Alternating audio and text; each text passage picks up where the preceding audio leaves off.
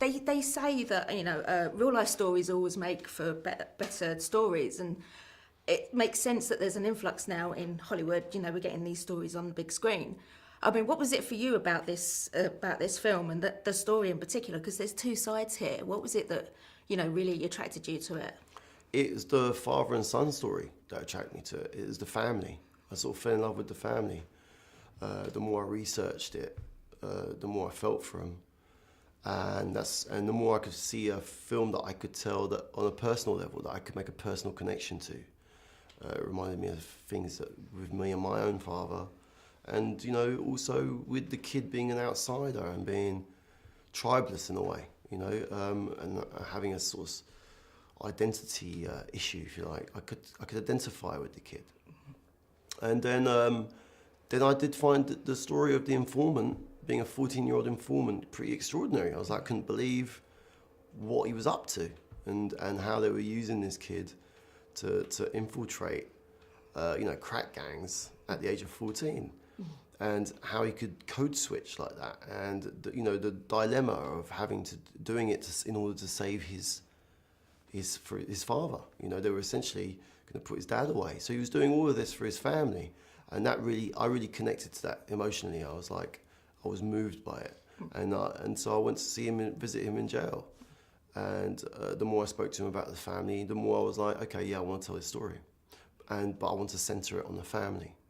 And of course, tell the story of him being an informant and a drug dealer, but through the prism of it being a movie about a family who's trying to survive this. Yeah, and like your focus is on mainly on the family, because we do these kind of stories. We do get the same old stuff regurgitated. Like, you know, they'll just deal with what's on the outside and not behind it. I mean, how conscious were you? I mean, how difficult is it, you know, to keep that side of the story in, as well as keep having the relationship there coming out as being really important as well, and showing that they're not demonized people.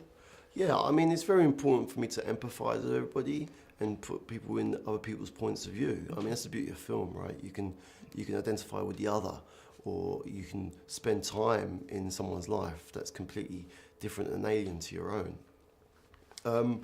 I mean, it was difficult. The challenge on the film was there was so much story, and there's so much plot. There's so many facts to fit in to explain to you how he ended up in jail for the rest of his life at 17, but also to give you room for the emotional story, which is, you know, the story that, you know, I really cared about, the family drama.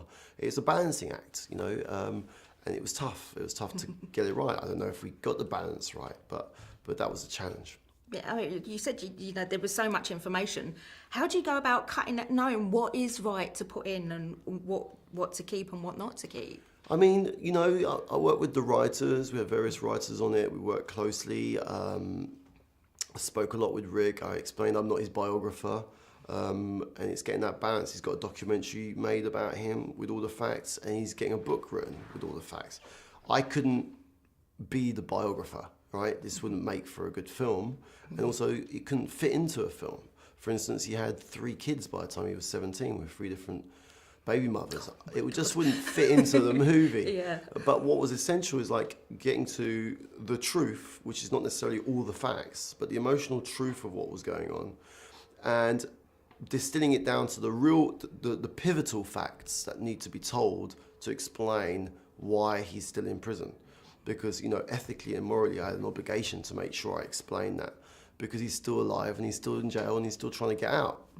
But we couldn't possibly put everything into a film. Okay, and also you've got the central character of Ricci Merritt. He's never acted before. I mean, what was your decision to go for someone? You know, it's a bit of a gamble, isn't it? Yeah, it was a gamble. I was scared. You know, he'd never done it before, as you say. You know, he won it. You know, he convinced me. And when I watched him with Matthew, and I saw the effect he had on Matthew's performance and the chemistry they had together. I was like, all right, I'm really scared. I don't know how this is going to work out, but I think we should do this. It's an exciting way to make the film. You know, he embodied all the characteristics and qualities of the real Rick, and he's had a very similar life. I don't want to sort of expose his life too much or the details of it, but suffice to say, I met him when he was 15 and he'd already really experienced hardcore poverty in America. He was living it. He knew what it was. He wasn't pretending. And he had this armour that I needed for the Rick, where he's learned to he's got almost like a callus over his feelings. You know, he's used to putting up an armour and that you need to survive that landscape. And you know, it's tough to get a kid, sort of a well-off teenager, that's to act it, to transform and to know what it is. That's something that he just had, and it's a quality he brought to it that nobody else could bring. So I took the risk. Okay, and obviously the relationship with him and Matthew, they obviously spend a lot of time together. I mean, how did Matthew take to, you know, working with this young kid who's never had an acting job before? Matthew loved it, because Matthew, when he first did, you got to remember, Matthew was street cast for Dazed and Confused. You know, they found him in a bar, and he was only supposed to have 2 scenes or 1 scene. And Richard later sort of went, oh, I like this guy, and his part grew, and you know, that's how he got into it. So he loved it, because he's never worked with a non-actor, so it's his first time, and he was really bang up for it. And he was a great ally of mine in making the film, because he sort of really took care of the kid and helped us get the performance from him. Okay, well, thank you very much for your time today. Thank you. Cheers. All the best.